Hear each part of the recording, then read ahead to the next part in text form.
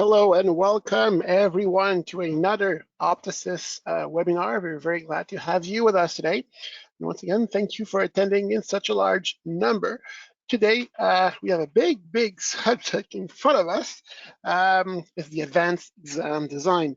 So I know that it's something that a lot of people requested in terms of webinar. We'll try to make it so it'll fit in that 1 hour, but I'm pretty sure you might actually go beyond that time. So we might actually need more time than usual. But the goal today is to give you as much details as possible, but ourselves in our hands in the engine of Optosys regarding DMR, because there's a lot to see right now. So as it says right now on our PowerPoint, my colleague Marc-André will be able to assist me today. Hi, Marc-André, how are you today? Hi, Eric. How's it going? Very good, thank you. So I just wanted to say, and that will be maybe very important for this particular webinar, this one will be recorded on YouTube. Is that right, Marc-André? Absolutely. And while you're on our YouTube page, please subscribe to our page and you'll be able to rewatch this video. Yes, and as we're going to see, maybe rewatching the video might be very practical, because we'll be able to actually see a lot of things, but maybe very quickly. So if you want to actually slow down a little, rewatching the videos, looking it back, and you want to pause maybe the video will help you out to actually grasp all the details that will be in this webinar.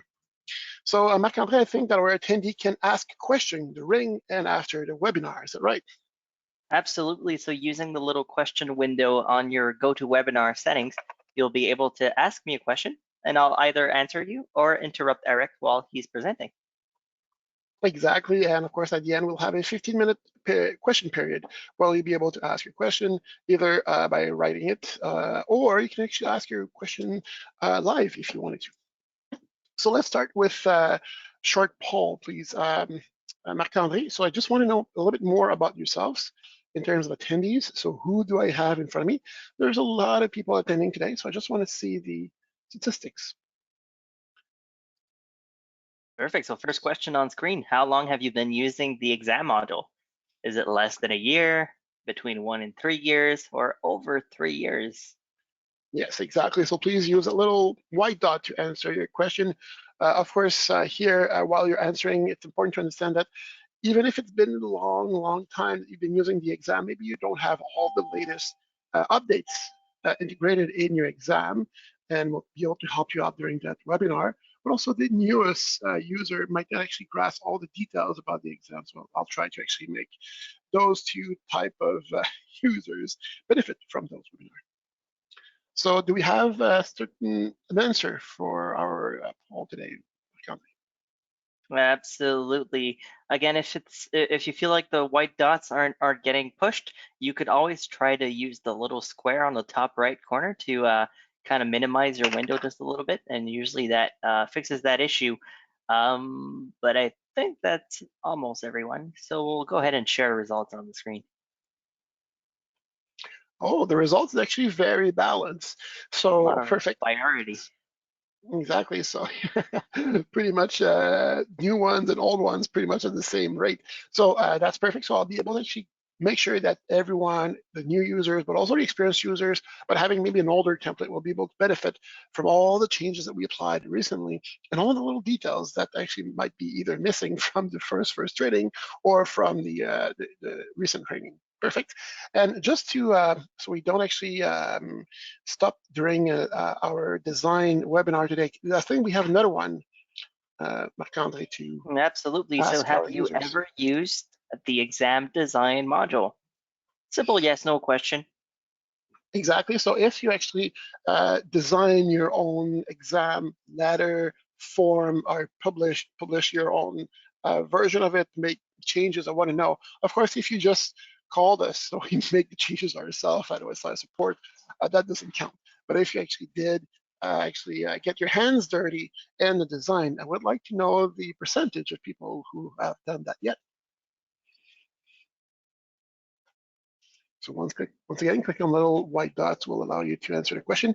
Please answer, everyone. Even don't be shy. It's nothing personal.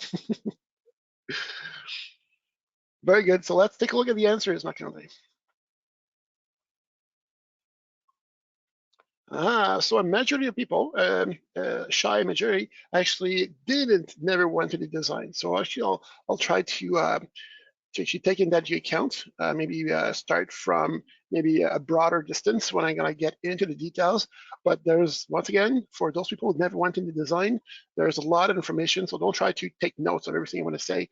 Just understand that this video of the webinar will be available for you to rewatch later on if you really want to grasp all the details of a design solution of Optosys. And I guess it's Okay. possible too, we have some users that don't know what the design module is. Exactly, and then I'll be able to present them the complexity of what it is and all the power that it actually carry in the exam.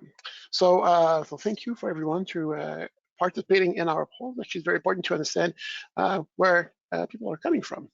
So first of all, we'll take a look at the actual features in the exam. So it will be important so we understand what it does before we show you how to do it. And we can actually take a look at how we can use it. So going back in our old good friend Optosys, we'll be able directly from the agenda, as you know, from the last two iteration of Optosys, we have the opportunity now from the agenda to either start an exam or open up an existing exam. So if you are a pre-tester, you would actually click on the Add Exam button from the agenda. If you're a doctor and you want to pursue the pre-tested exam in your own exam room, then you're actually going to open up today's exam instead.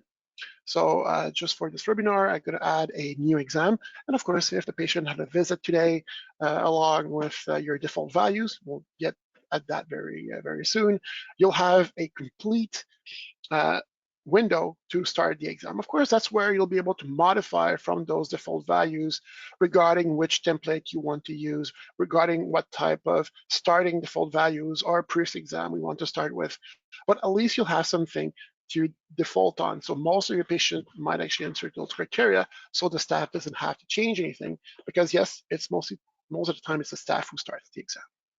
So let's click on the Start Exam button, because I didn't have to modify anything. It didn't have to put any notes in it or anything like that. So I'll be able to go directly, since this is a usual or normal patient that I'm looking at.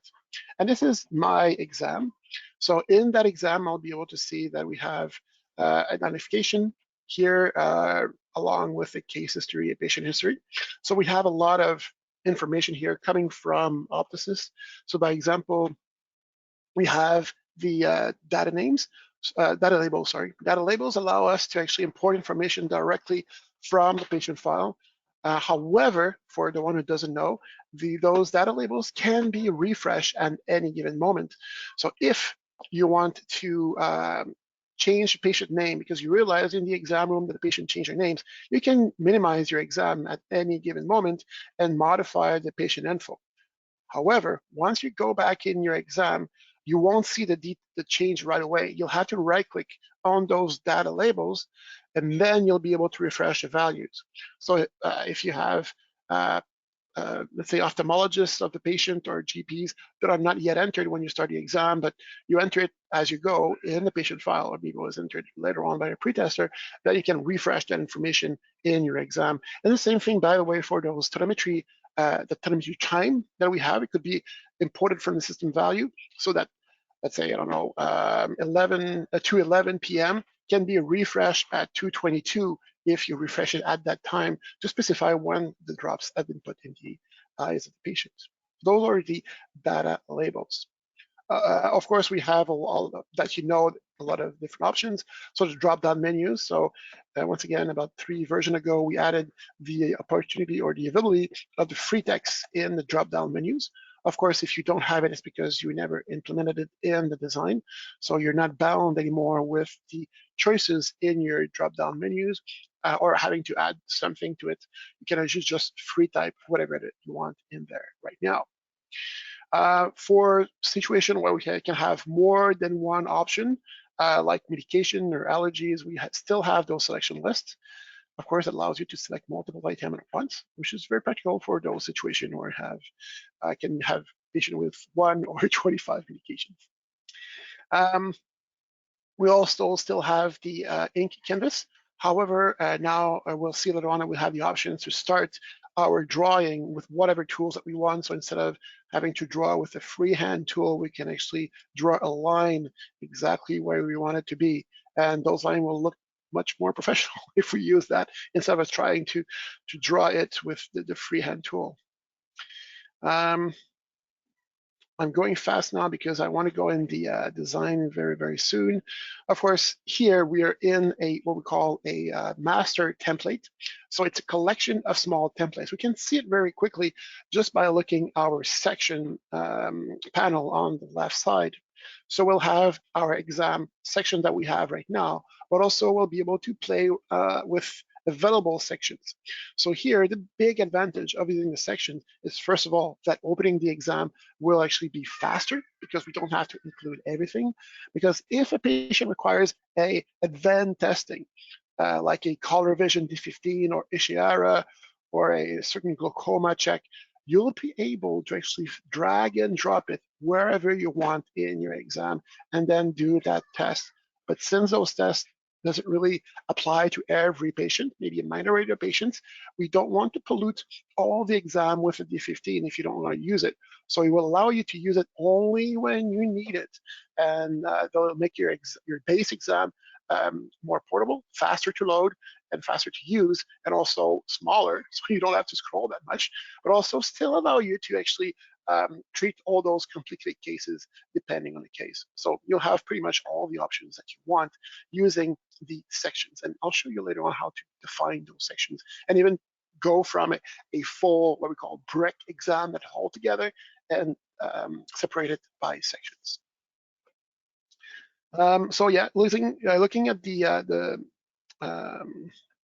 features here, of course, we have the compare mode, which is allow us to not only compare our current exam with a previous exam, which actually makes a lot of sense, but also allow us to also compare our exam with a form. So we all know what a form is those forms that we create in Optosys so the patient can submit the answers directly from the comfort of their home because it's going to be sent by email to them.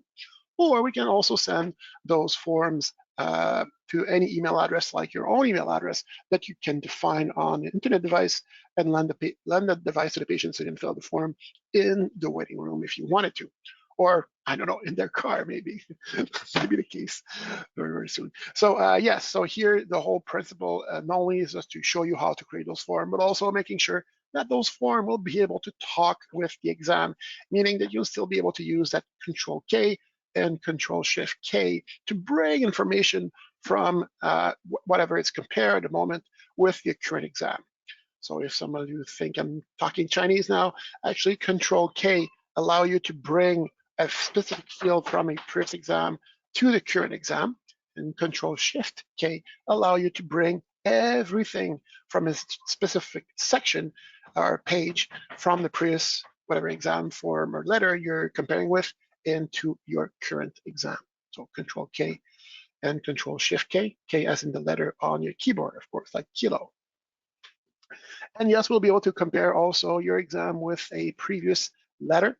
Of course, this one, it's not really meant so we can bring information from the letter into the exam. It's mostly the opposite, where we actually bring information from the exam to the letter instead.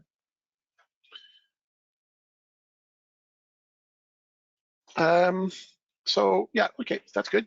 So there's other options also that allows you to compare. So this is a more hidden feature in Optosys. So going, let's say, in our telemetry.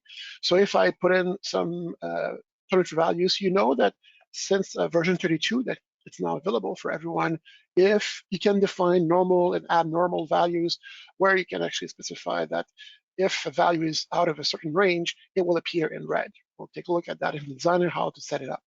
But also, you can, and that's been there for a long time, but you have to define it in the designer, you can actually take a look at what we call the previous result. So as we've seen before, we can only compare our exam with one previous exam or one previous letter. But in that case, we'll be able to go back in time and see the evolution of our patient's pressures through all the exam that we've done for the patients. So here, I'm seeing for all the previous exam that I've done, all the different telemetry values, if, of course, those values were entered in. So then we'll be able to see the actual pressures and the time for each of those exams. And then I can see if the evolution is actually wrong or right. Of course, you know what to do with that.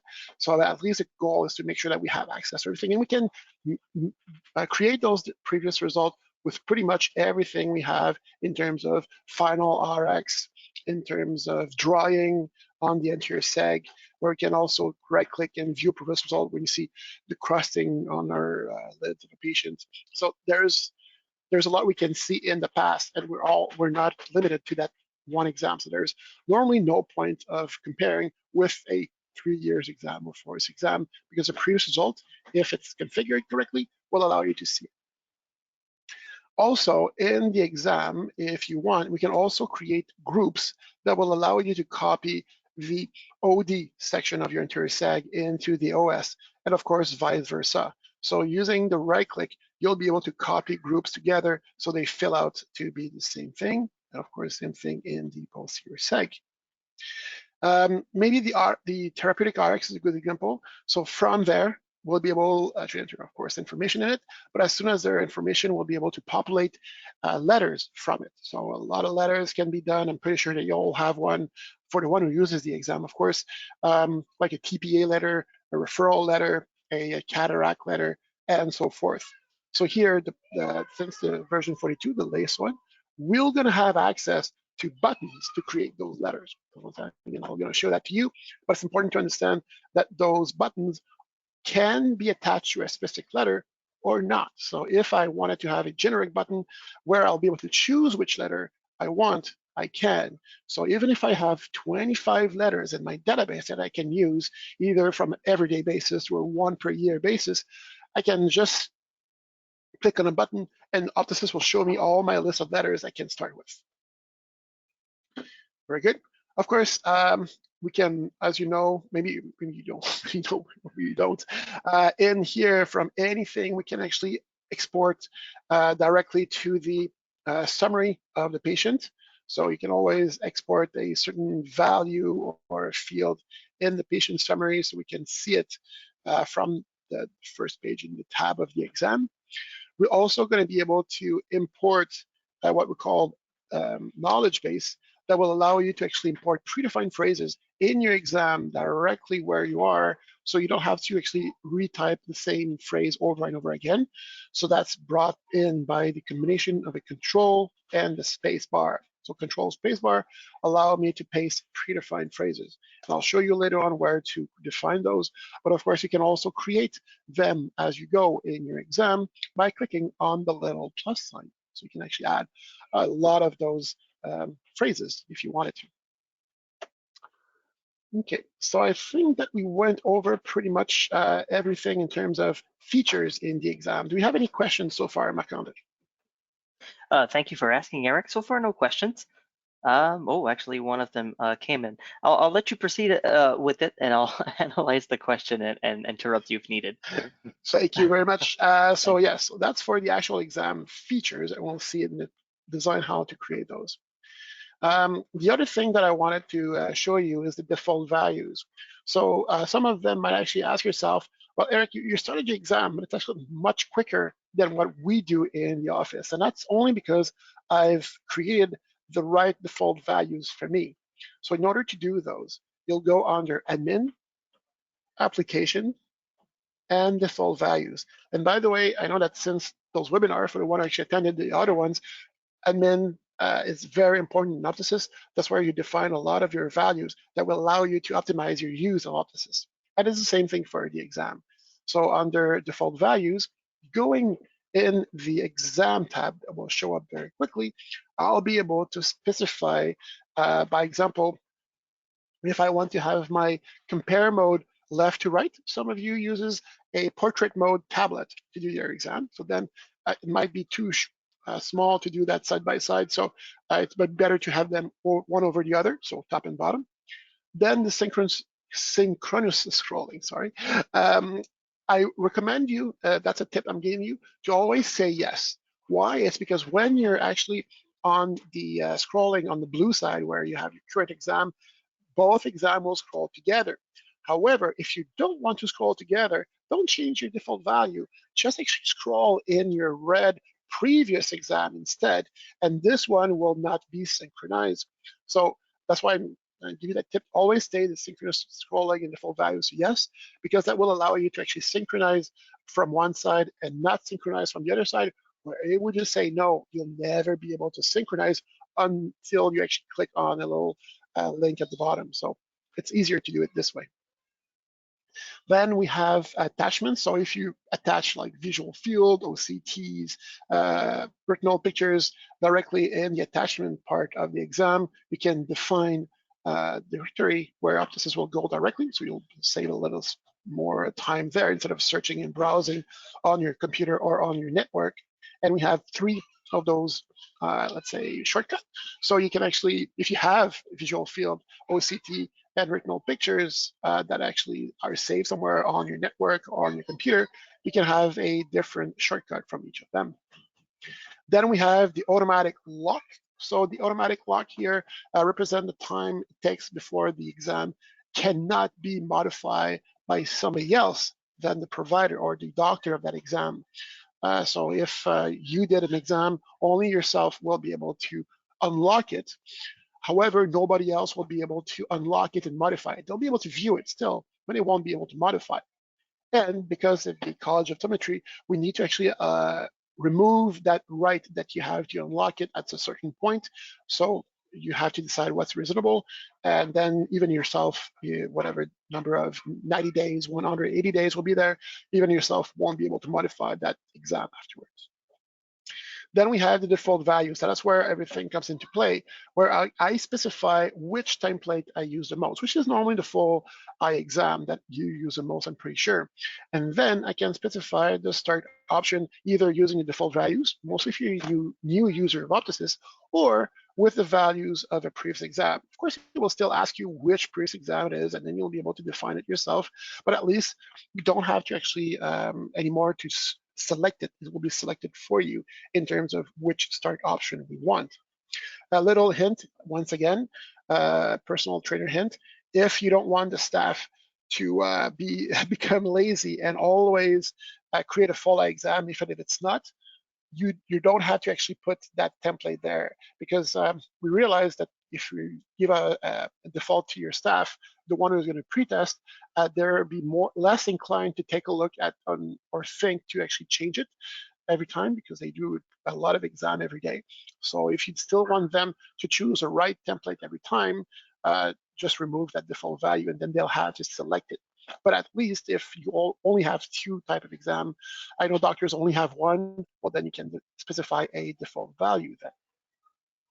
Okay, so this is for the default values. As you see, it's very valuable default value. Sorry. Um, let's get our hands dirty now in the exam. So that's where I wanted to go with you. Sorry if I went fast on the other little things, but this is really what I wanted to show you today. It's the actual sections, the design tools that we have in Designer, how to work with the letters and the form, and of course, what's the publishing history really meant for and how we can use it. So there's a lot of information today. We'll take a look. I mean, just about the design tool, we could do 2 hours together, but I'll try to summarize everything, so at least we'll have a grasp of what Optosys can do and how to do it. So now that I'm there, Marc-André, do we have any questions pertaining to the default values or the features of the exam before we delve into the exam design? No questions so far, but I will interrupt you if I have one. Okay, thank you very much. So getting into the nitty-gritty, going into, once again, admin, I told you it was important, exam, then we'll have a lot of options. So of course, we'll be able to modify those exam templates, letter templates, form templates. So as we see in Optosys, those are 3 different things that goes in 3 different places. We also have a master template. We'll be able to define which templates will go in a master template. We have the knowledge base. So remember the control spacebar that allow us to create those phrases that we want to paste everywhere. That's where we'll be able to define them going in the knowledge base. And we have the personalized list. What is a personalized list? Those are the lists that you can use with the drop downs in the exam, along with the selection list like medications and allergies that you have in your exam. So if you're looking to add a new dropdown in your exam, don't go right away into the design of the exam. Create the list first, because then your dropdown you're going to create will use that same list. So instead of creating your design, creating your combo box for your drop-down list, and then realizing, oh, I need to have a list there that it's not there yet, well, you have to get out of it and go in the personalized list. So a little trick, do your list beforehand, and it's very easy to do. Just click on personalized list.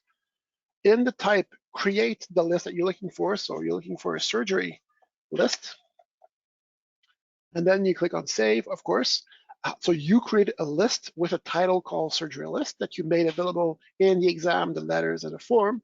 And if you want to already put things in it, or values or options, you can go in the data tab where you'll be able to enter like a cataract surgery or LASIK surgeries and such. Here, you also might actually see that you have an option for priority. So here, I know that LASIK, I start with L, and will be after cataract. But if I have a lot of LASIK patients and I want my LASIK to be on top of cataract, I just need to make sure that my priority will be higher than the cataract one. So Optosys will disregard the whole alphabetic ordering and just put the LASIK in first. So if it's an option that's very, very popular in your exam, you'll be able to select it a bit faster because you won't have to search into your list in that case, and we'll do the first one available. So that's a little trick I'm giving you using your priority into your personalized list. Please know that if you actually need to add more to that, you can actually just leave it like this. And as you're going to do your exam, as the patient will come with other type of surgeries they've done, you'll be able to click on the plus sign on the drop-down menu so they can add it up. You can add it up to your list as you go. But of course, if you're already there and you know which one you want, put it there. But just so you know, you can actually always expand the list. However, just once again, a little trick, if you need to remove things or modify, you'll need to go back into the exam and personalized list, because from the exam, you can pretty much only add in the list and not remove or modify. So now that we talked about the knowledge base and personalized lists, let's get into the template and the master template. I know that it might be a foreign concept for some of you. So here, as you see, I have a lot of different exams. And then you might say, well, Eric, that's a lot of exam. I only have one or two or three. Well, that's because what you actually use what we call a brick exam. So all those sections, because I'm pretty sure you have the same ones, case history, diagnosis and plan, identification, ocular history, posterior seg, well, you still have them, but instead of being divided them, you actually have them in one big block. So this is an example here. So a one big block exam, well, that's this one, sorry, this one is empty. Maybe this one here, exam form. No, that looks better. So this one is more of a complete exam, like in one big block. And if that's what you want or what you have in terms of exam, you can divide them into segmentation to take all the advantages of the segmentations in the exam that have been added about 3-4 years ago. So what we can do here is to right-click on the title of our sections, like this one called identification, and click on create new template from current page. So if you want to divide your brick exam into smaller, more modular sections, then you can actually do it this way. Give it a name that makes sense. So identification 2, because I know that I have only one that calls identification, and then you click on OK. Of course, there's only one there, so sorry, I'll put 3 instead. Let's say this one should work, perfect. So now it says a new template has been, well, it says normally created, and then you click on OK. So what's going to do, if I actually close this one, I can cancel or save and close, doesn't matter because the template's already created. I can actually going to be able to see identification 3 as one of my sub templates. And when I go and take a look at it, I only going to have the section that I divided from my exam. So as you see, I can do that for all the sections that I have in my exam. So you have 15 of them. I can do with all the 15, and all the 15 will show as a subtemplates like I have here in the list. Now, I added some letters in front of them just to order them in the specific fashion that I wanted. So once again, a little trick I'm giving you. So if you want them to have a specific order in that list, you can actually add some letters in front of them because the letters is just the name of the actual sub template. Oh, And Eric, then, we can't uh, while you're on this page, we can't delete, like permanently delete the templates, right? They'll be grayed out, set as inactive. But could you show us how we could only see active templates? oh, that's a good point. So if, like me, you're doing a lot of demos and you need to do a lot of testing and so forth, you might have deactivated templates that either you try to delete. So like you said, Marc-André, we cannot delete a template. However, you can make them inactive by clicking on delete or just unchecking the active button. And once you have that and you don't want to see them anymore, and that's true with all the lists that you have in Optosys, where you can have the activated lists like products, visits, and so forth, you can right click on your list and just show the active. It won't delete the inactive one, it's just not showing them.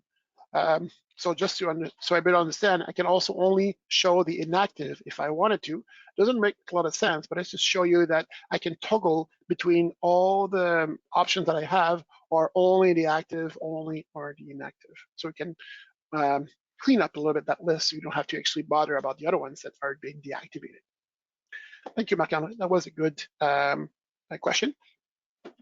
Of course, from now that I divided all my exam into different sub-templates, I can recreate my exam in my master template tab. So it's in the master template tab that I'll be able to organize all those separate sections into an actual exam. So if I take a look here at my full exam here, so I created the sections that I wanted: identification, case history, binocular, VAs, refraction, and so forth. But I didn't enclose stereopsis. I didn't enclose either the color vision, Ishihara, glaucoma, ortho-K worksheet.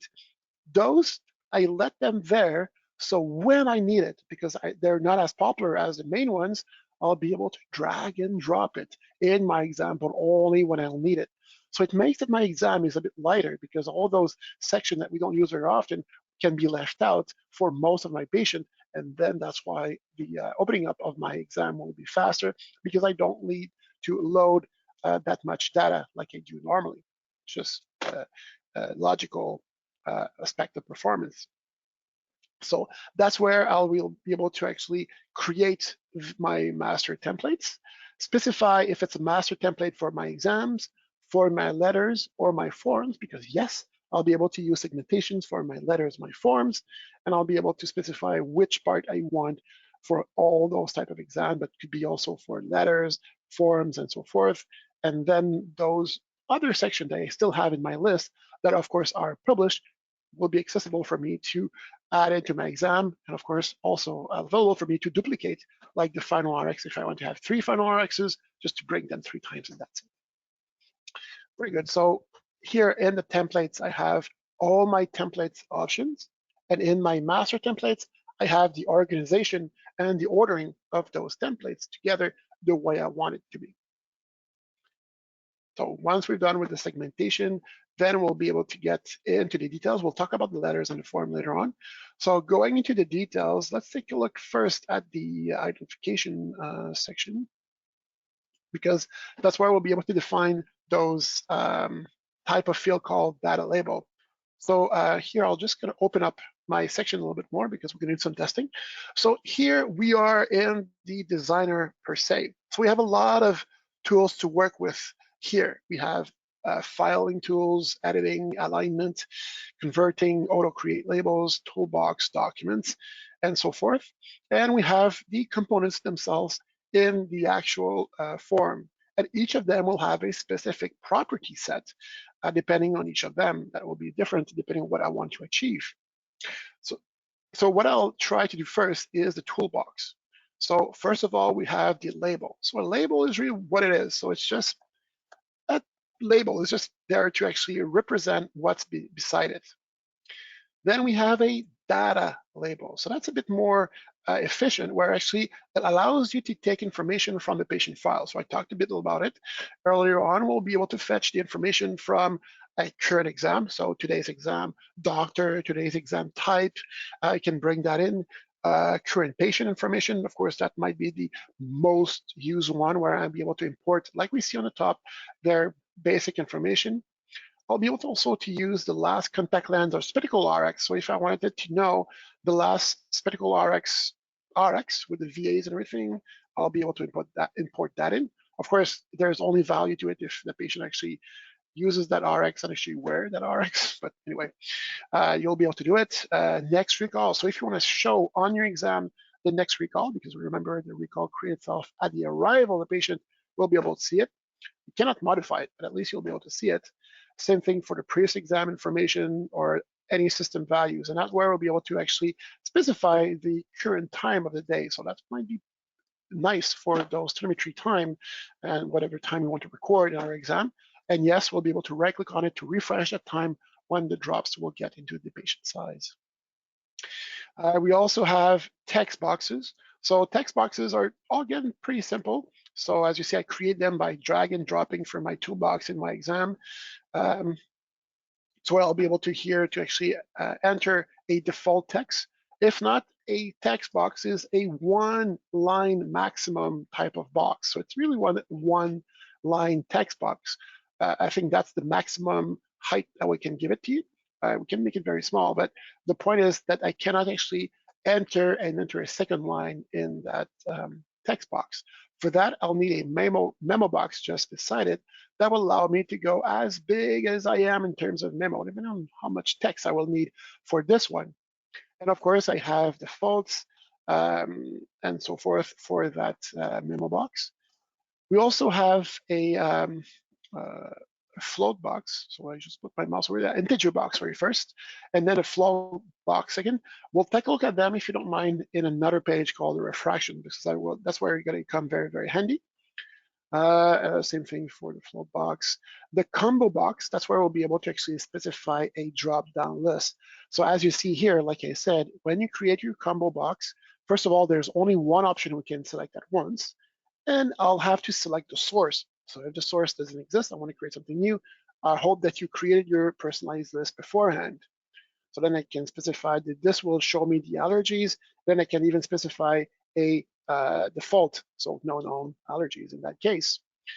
However, if I want to be able to free type the allergy, so instead of putting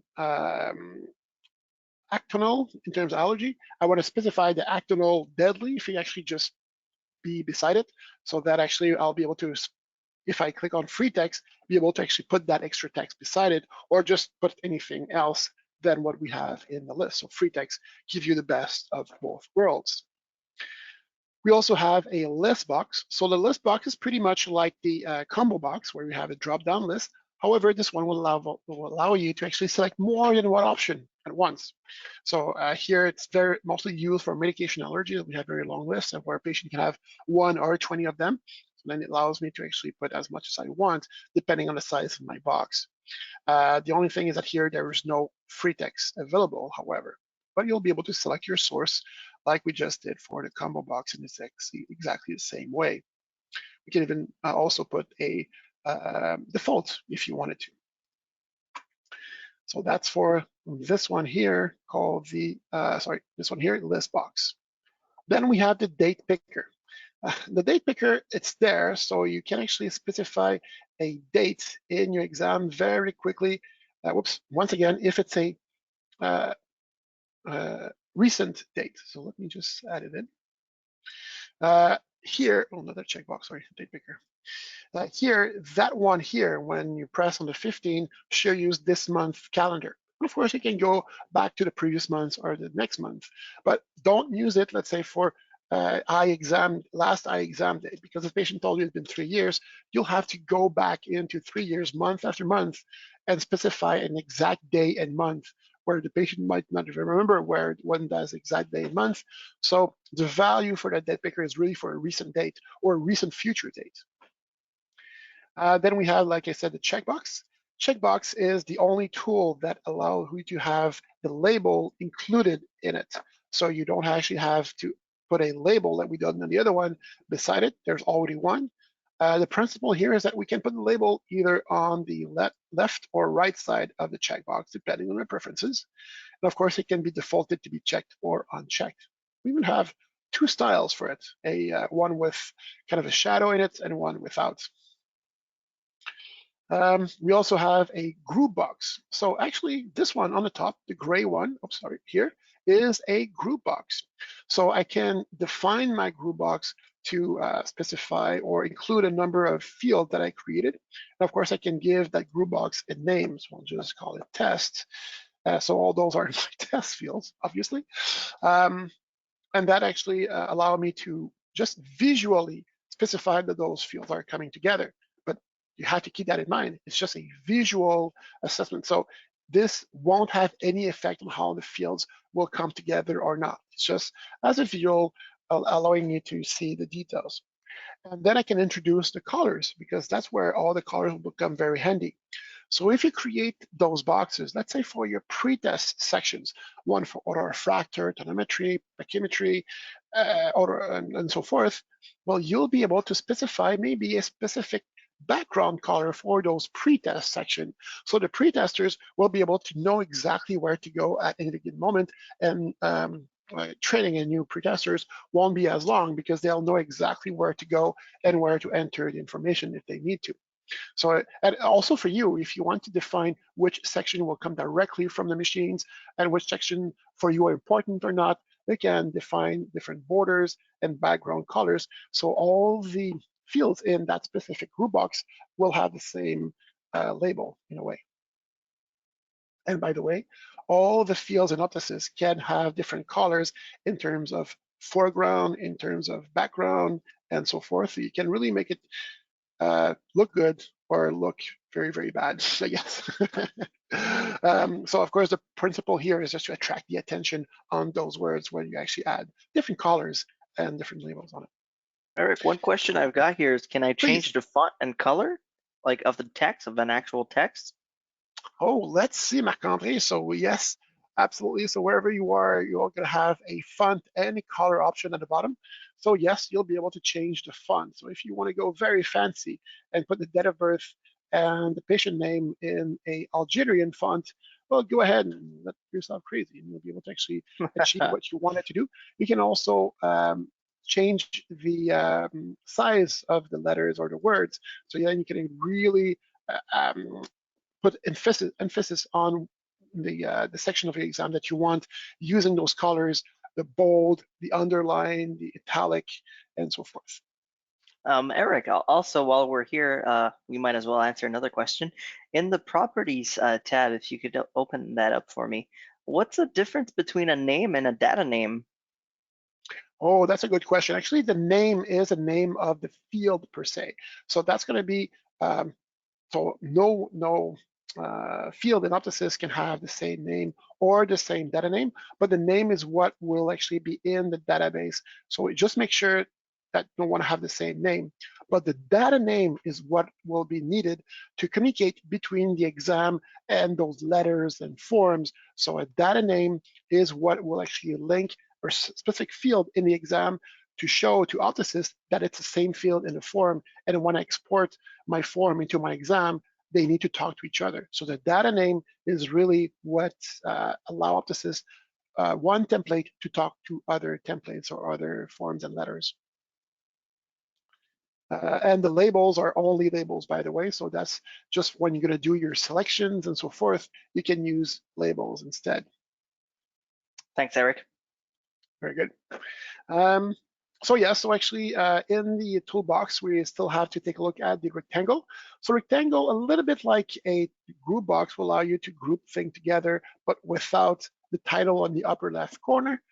What I use it for the most, and that's another trick I'm giving you, is to do lines. So if you want to separate two things together, just collapse your rectangle, and then you'll have a perfect line, so you can actually separate two things together to make sure people don't understand that it's the same thing. A little trick I'm giving you. Images, this is really what it is, just an image. In the exam, it might not actually make sense to actually have an image. However, in your letters, it could actually be your logo of the office, or it could also be your signature if you wanted to. So you can actually put it in here if you wanted to. So that's just an image. What we like, however, is the data image. So the data image, I'll put it closer here, is something that will normally make it big. Why? Because that's going to be image that will come from our visual field, our OCT, our maybe retinal picture.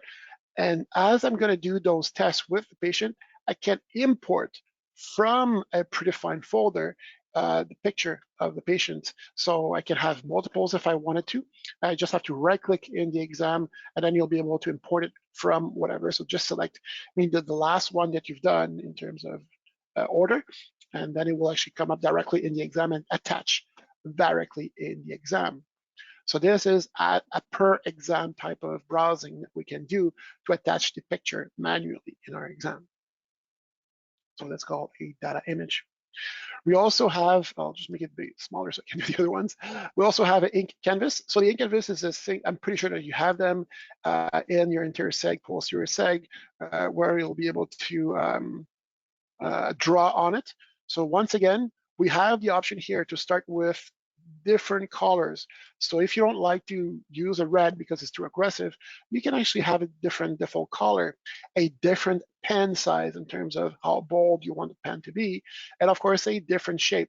So if you're going to know that you can actually do just rounds to identify where, let's say, the retinal detachment is, or something, you can actually use circles as your default uh, tool for drawing, or line or rectangle, instead of that freehand that none of us are very good at anyway.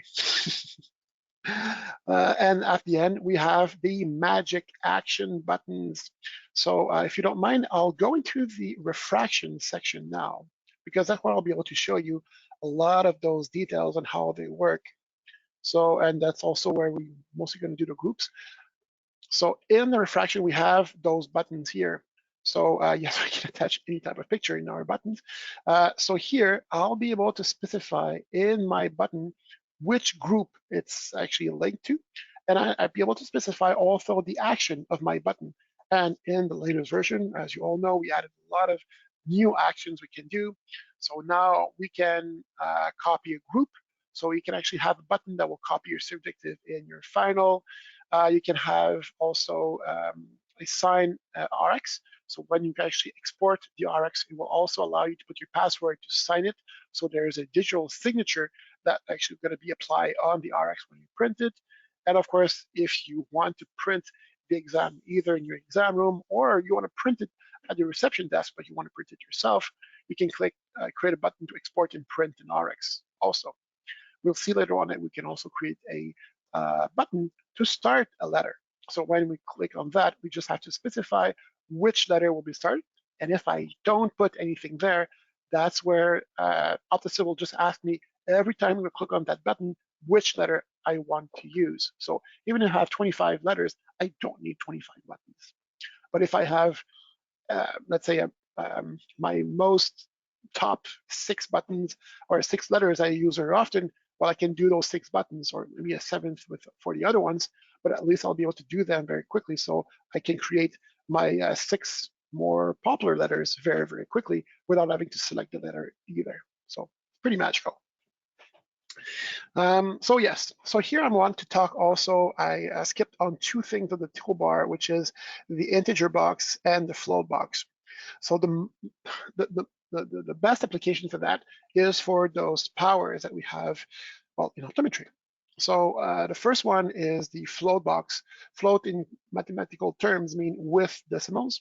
So you cannot have a float box without decimals. So if you put 1 in your sphere, it will actually put decimals. You decide, however, how the field will react if you just put 1. So by example, do you want to be negative by default, which is practical for a cylinder? Do you want to display the sign, which is pretty much the case for the sphere? We want to specify if it's a minus, that there's a minus, and if on top, if it's positive, that there's a plus in front of it. Then we have the group separators for the zeros. We have the automatic decimals. So automatic decimals means that if you put 200, like 200, it will actually create 2.00. And same thing, if you put 25, it will automatically put 0.25. But if you uncheck it and if you put just 2, well, then you'll have 200. You don't have to put the 00 afterwards. So depending on which one you want to use, you'll have complete freedom. We also have the number of decimals. So once again, this one is a float, so it needs to have decimals. So in that case, it will be 2 for the diopters.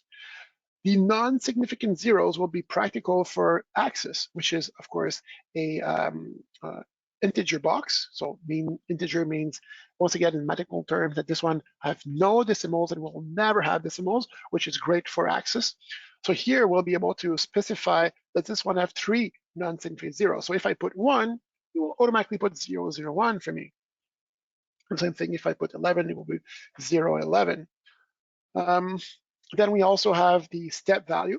So here, since we're talking about diopter, mostly in optometry, if I use the up and down arrow, I'll be able to go from 0, if I go up, up, up, to 0.35. And if I put 0 and do down, down, down, I'll go to minus 35. So the step value allowed me to actually, instead of writing the number, just to actually enter or clicking the number with the arrows. Sorry. Of course, we can have default values, which doesn't mean much in RX because we don't have default values unless all your patients are 1.5. We have minimum value and maximum value. So this is actually pretty intense, since if you actually have put in 16 as a sphere and you've put 26 on a sphere and the maximum value is 25, well, then Optosys will just won't save until you correct that number. So if you have a pretty wide range like I do right now, which is minus 25 to 25, it works well. So the whole point is that if we put 250 instead of 25, then Optosys will stop me saving the exam, which makes sense.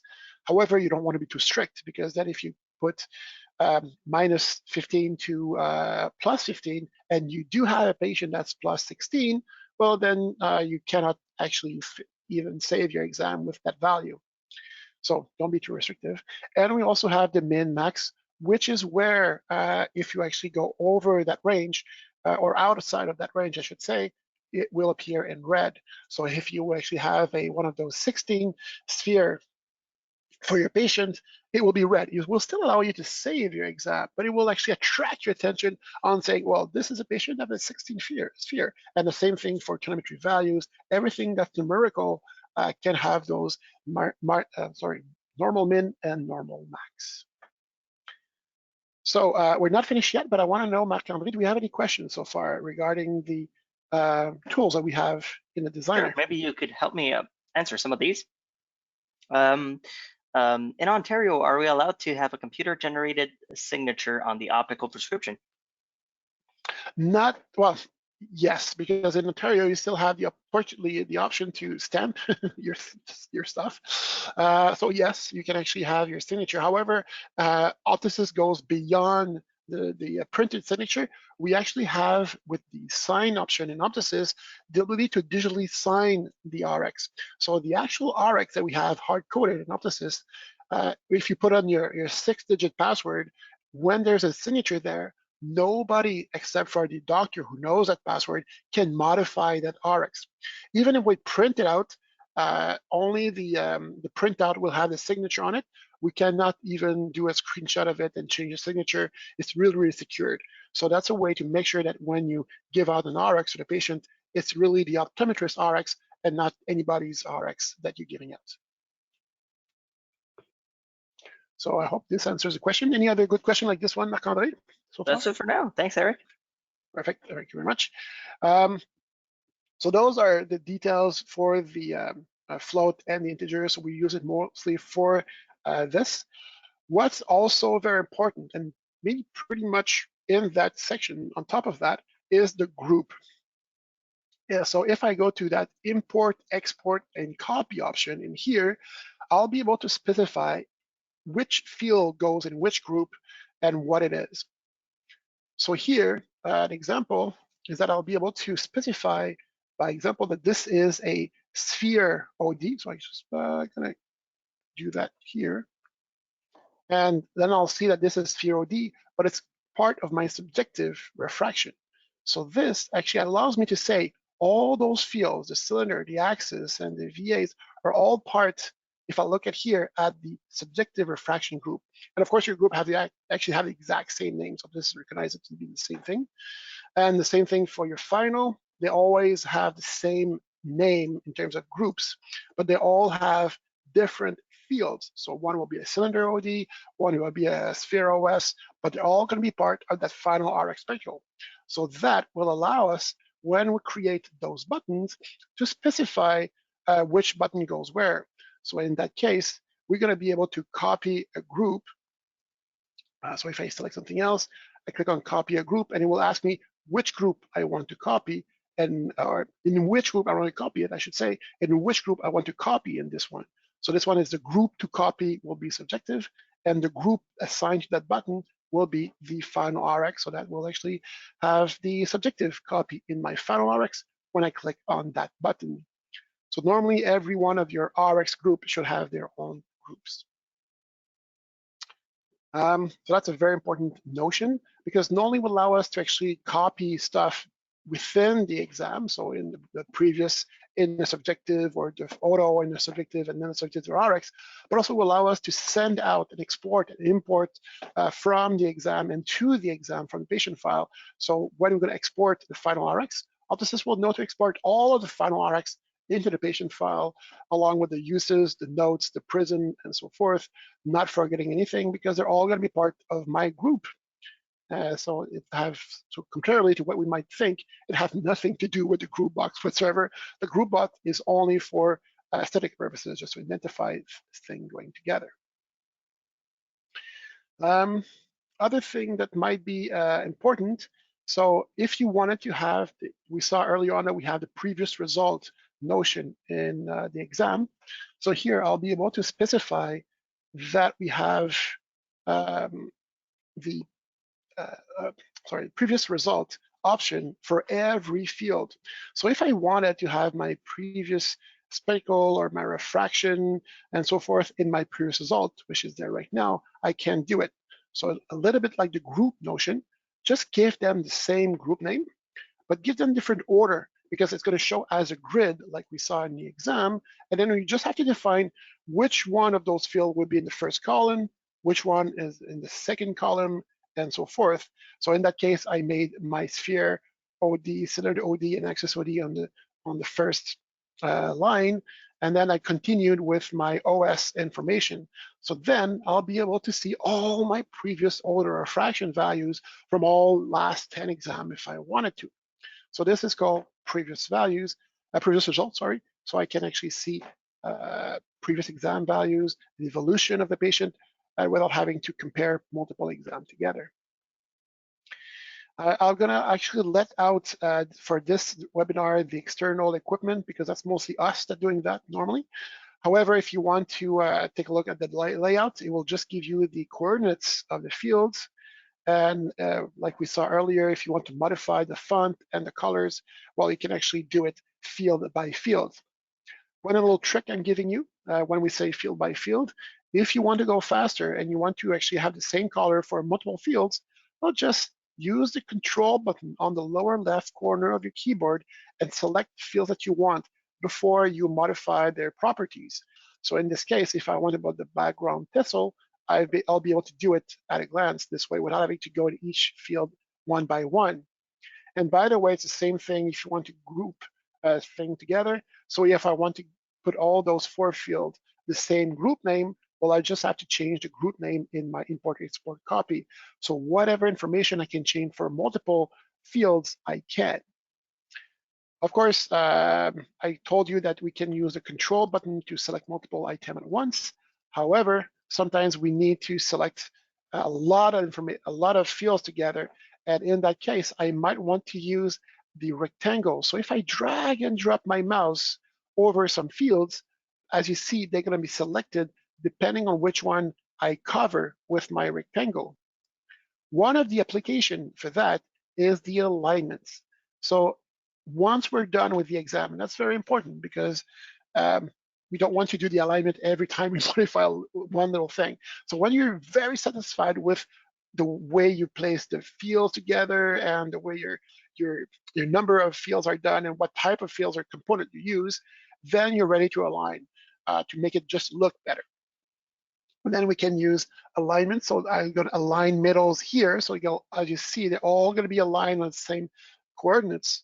And then I can do the same thing for my OD field. So I can align all my OD fields together. So they're all going to be perfectly aligned together once again using the same align middles. I could have you use also align tops if I wanted to. So there's some tools that will allow you to actually have your exam look as good as you want it to look in a way. So you can pretty much align everything you want, either from this align left, align center, align on the right, on the top, in the middle, on the bottom. So there's a lot you can do. Also, you might actually sometimes experience the fact that I want to click in my subjective or whatever field, but it doesn't click when I'm a patient. What happens sometimes is that if you created your, let's say, a box over those fields, it might be over them. So in that case, we want to bring those fields that I cannot click on the foreground. So using that little option, bring to front and bring to back, I'll be able to bring my my field to the front, like layers, like transparent layers, one over the other, and bring this big box to the back because I don't need to use a box. It's just there for my visual. So I'll be able to bring it to back so I'll be able to click on the field now. Then we have make same width, make same height. So once again, if I click on my reference point, you know, the first one I select is always my reference point, and I click on my second one, I'll make sure that those two are the same width and same height. And I can also specify that I want to have the right spacing between, or equal spacing, in shade between my fields that I'm creating or selecting. So if I select those four here, I want to make sure they're all equally spaced, so I can use that option here, or make horizontal spacing equal.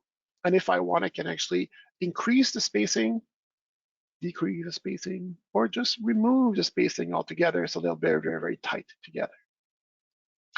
We also have a nice little tool. So if you're doing a long list, it could be practical. It's the auto create label. What it does is that if you click on one of them and looking at the arrows, when you're going to create a field, and whatever field you're going to create, it will automatically put in the label there. So that's a little 1 second that you don't have to create the label yourself. And by the way, if you don't like to create the labels using the drag and drop, because you're not a mouse person, or I would say you want to be very precise on where to put it, you can always right-click in your exam and insert the same components with a right-click instead. So you have the option to go through drag and drop or right-click. Also, we have the option here for the documents. So if we need to add another page, so if our refraction, our full page is not enough, we can always go on a second page. You can always delete a page that you selected using the red X. However, this one is not the same thing as the black X, where the black X allow you to delete a field. But if I do the red X, it will delete the entire page and not only that field. So just, I know there's an undo, but just make sure that you use the right one. If you would have multiple pages, you can change the page order. One that is very practical is the maximize and minimize page, where you'll be able to maximize the page. You can actually put more information on it. And once you've put that extra information, when you click on the same button again, it will minimize it to the last component that you inserted. Of course, we can have minimize all pages, which is just close the pages and And maximize it. going back to your undo, if you're a keyboard shortcut person, all the Windows keyboard shortcut work here. You could do Control C to copy, Control V to paste, Control A to select all, and those are some that I use a lot personally when I design exams. And I wouldn't be able to design as quickly without those tools actually. So these are just handy actually. That's a very good point, Marc-Henri. Thank you very much. You're right. So yes, right now, as you see, I'm not putting my arrows on the edit. So Control C will copy, Control V will paste. So as you see, I pasted that whole section in here. And then if I want to undo, it's actually just Control X if I wanted to. So one Uh, of the questions what? I have is there a redo button? No, that's a good point. There's no redo button. I never thought of it, but you're right. Me neither.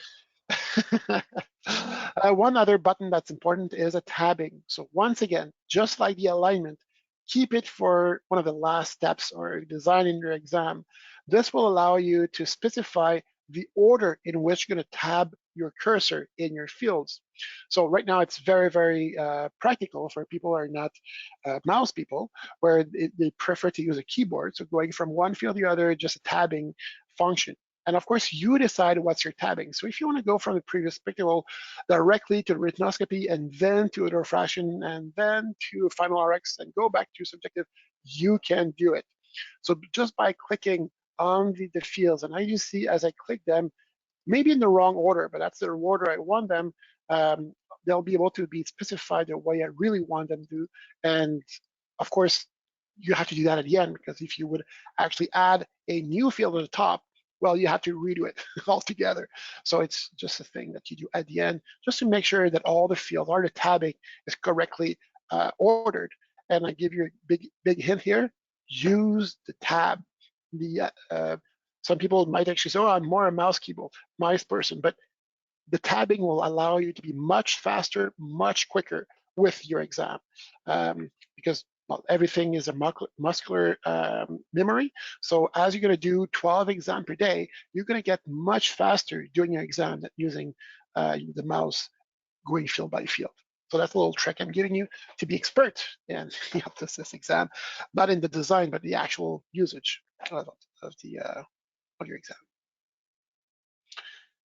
Perfect. So I think I've done the tour here about the actual tools. So one other thing I wanted to tell you: when you create letters, of course, we're going to create most of the time letters using information from the exam, because we want to populate with the letters with the information of the exam. What you need to do is to actually copy the information from your exam into the letter. Why? Because when you copy over, all the properties will remain the same. So the name, the data name, everything, that the components and everything that we define in the exam will remain the same. So you don't have to create another field and redo all the properties again. So by copying, all the properties will come along. And the nice thing with that is that if I do that Control C, of course, thank you, Henri, and I go back, well, I don't need to close it. I just minimize my exam, and I go and create a new letter. 5. I'll be able to paste my, well, in case subjective, directly in here. And I can move it anywhere I want in the top of the bottom or the middle. And then I can play around and remove that, make those two fields maybe wider this way. I don't know why, but that's what I wanted to do. And I also wanted to remove the border so they don't show up. That doesn't matter. You can do whatever you want in there. Change the size of the field, change the color around them, change where they are, the layout. But please don't change the name and the data name, because the whole point is to make sure that they all talk to each other. And that's the best way to do it, is to have the same name, same data name in the exam and in the letter. And it works exactly the same way in the form, where you'll normally just export the information that you want your exam to talk with the form from your exam to your new form. Once again, principle being that all the properties will remain the same, so we don't have to copy and paste, or even worse, to remember our names and data names for every field that we move over. So then, because I have the same combination of name and data names in the exam and the letter, Optosys will know that one goes in the other and vice versa. So when we're going to start our letter from the exam, it will know to put that subjective sphere in here, OD, and the same thing for the OS here, even if I modify the size, the color, and some of the properties, as long as those two here are the same. So this is the most important thing I can tell you for the letter, is always to copy the information over. And yes, you can, if you wanted, to have your design or your templates side by side. So let me just move over here. So I'll just make this one smaller.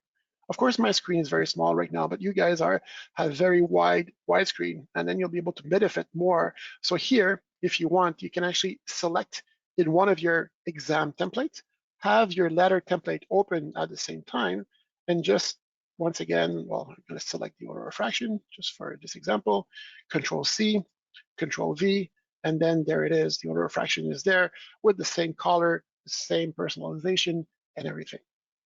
So we have pretty much everything we need. So, and then from there, of course, you can make your letter look better using those nice little logo that you have for your office. So go ahead and put your logo. I'm sorry, I don't have a lot of pictures on that computer. And of course, you can put your signature at the end using the image once again. So once again, select the logo of your stuff, your signature if you wanted to, and that will actually go there. And then you can actually use also the labels to put your address, your phone numbers, your cell phone, and everything. So you can actually have every information that needs to be coming from the exam to come from the exam, and all the rest might be formatted to look good and look professional. And by the way, we do have letters templates that we can use.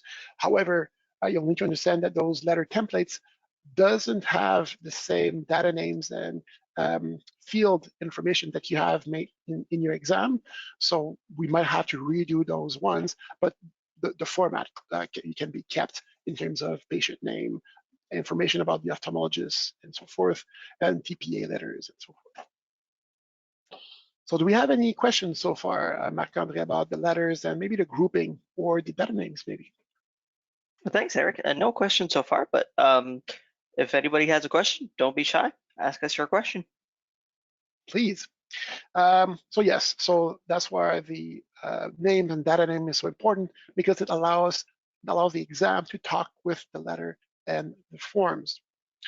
Talking about the forms now, this is a very hot, let's say, subject at the moment, the non-contact thing and having the patient insert their form directly online.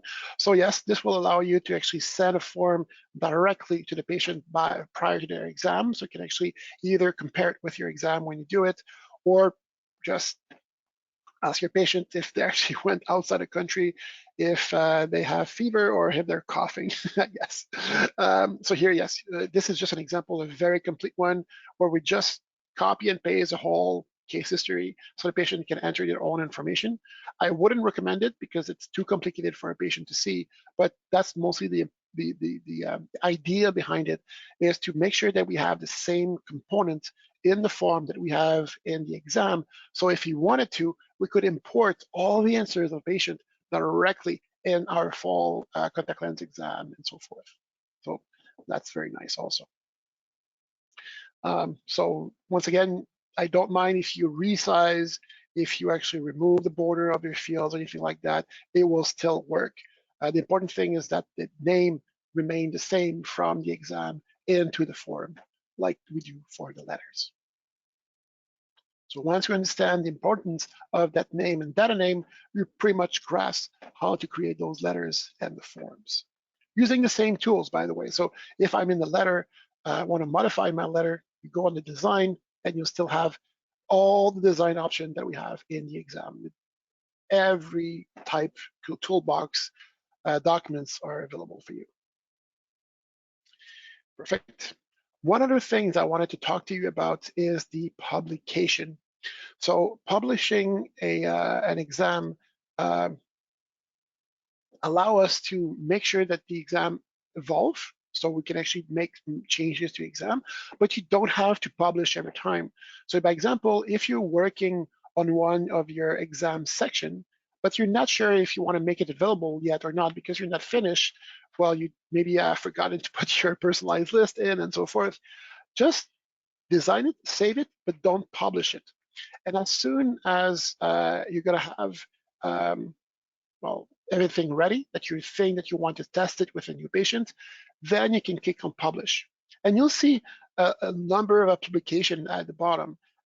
even if you cannot use the publication for new patients, those are the publications that might have been used for older patients in the past. So once you publish something, it won't affect the past exam. Of course, the past exam will remain exactly the same way that you did it 1 or 2 years ago.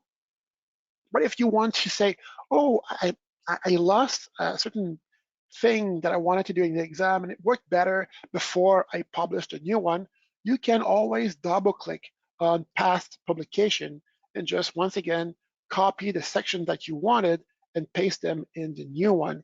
So you can still use that information to design your current version of it.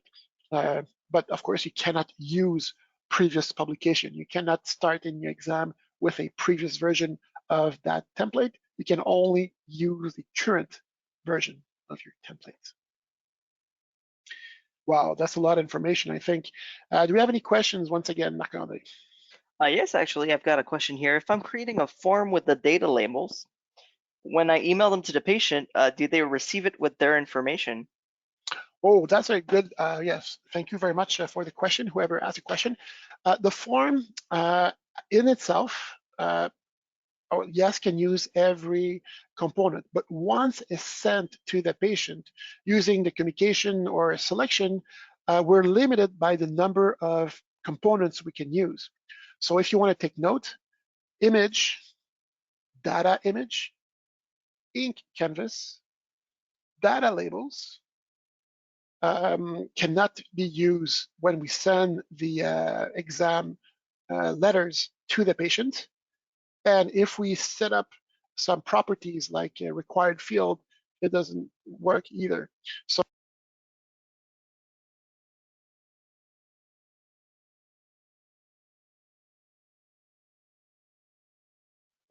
only the basic stuff in here, because yes, the drop down will. Eric, I think we lost you for a couple seconds. Can you restart that phrase, please?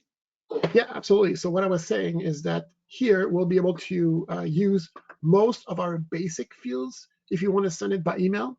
So by example, we'll have the text box, the check boxes, the drop down box, and the list box if you want it. Of course, with the labels, obviously.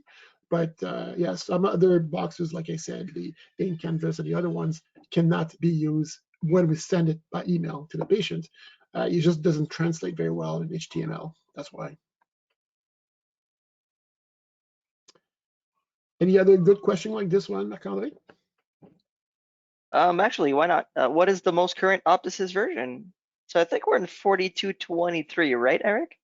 Exactly. So we always recommend to be in the latest version. So I think we fixed some bugs and so forth in certain provinces for the provincial health system. So yeah, the latest one is 42.23. So if you're not in that version, just go and update Optosys the way you always did. But however, as long as you're in version 42, whatever the next number is, you'll have access to all the features that I talked about today. Here's a good question. When patients submit the forms and we receive data, the doctor assumes that it's compliant with privacy laws in Canada? Yes, that you have to manage yourself. So if you think that you might have a consent from the patient to be able to send the form, or you can also put it in the email where the link to create a form is, just so people understand that by clicking on this link, you consent to whatever law or whatever. You can also put that in the email that will be sent with the form link in it. Or you can just sign a patient consent form before you see them. So there's a lot of options, but the form itself in Optosys, we don't ask for the consent. So that's something that will have to be done by the office in any shape or form, if you want to do it. Thanks, Eric. Very good. Any other good question like this one? Pertinent So far, question? no questions. Very good. So I'm pretty, I think that we've done a good review of little best practice to do in the design in Optosys. I think we're ready for the questions now, Marc-André. Do you want to go with the raise hands? Sure. So in your GoToWebinar settings, you can raise your hand and ask us a question. But before we go to the raise hands, I do have one here that came in. Can the form be put on to your website for the patient to fill in? That's a good question, and I can see where it's coming from. However, no, because the form is linked to an actual patient. So when we send out the form and the patient submits the form, it goes directly into the patient file as we see here. So we cannot put a generic form because we wouldn't know in which patient file to put it in. So that's why it needs to be sent to a specific patient and not to a generic one. Perfect. Thanks, Eric. We've got a raise hand, so I'll give you speech and then you could ask your question and just make sure that you unmute yourself. So you could see there is a mute button and you'll be able to unmute yourself. Okay, so who is asking the question, Marc-André? We've got Jeff Skiberis. Dr. Skiberis, how are you? Oh, and if you just click that microphone button, you will be able to give yourself speech. Yeah, just make sure you unmute yourself, please.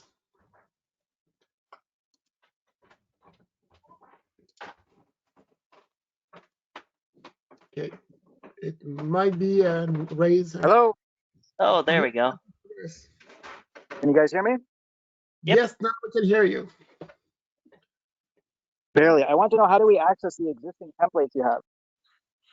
Oh, very good question. Thank you very much. So we do have a complete list of templates, like the one that I showed you today, available. You can send us an email address at support@optosys.ca, or you can call the support line, and we'll be more than happy to give you a number of templates that you'll be able to use if you want to use your new template. Thank you. Thank you very much for asking the question. Marc-André, do we have any other raised hands? Not a raise hand, but I do have a question here that we could maybe answer. If we're not using the exam module yet, do we require more room on a server compared to what we required when we first set up Optosys? In a way, yes. And I'm not thinking here about the actual exam itself, because the exam is mostly data. There's some images, but not much. The big part of it will be the whole paperless. We've done a webinar earlier this week about the paperless process in an office, and that's where all the attachments, so if you need to attach all the old patient files and so forth, that's where the requirement from your server might need to be upgraded in terms of hard drive size or storage availability on your server, because then you'll attach and scan all your old patient files, and that's where you might actually make more than what you have right now, but not for the exam itself, but more because you're going paperless.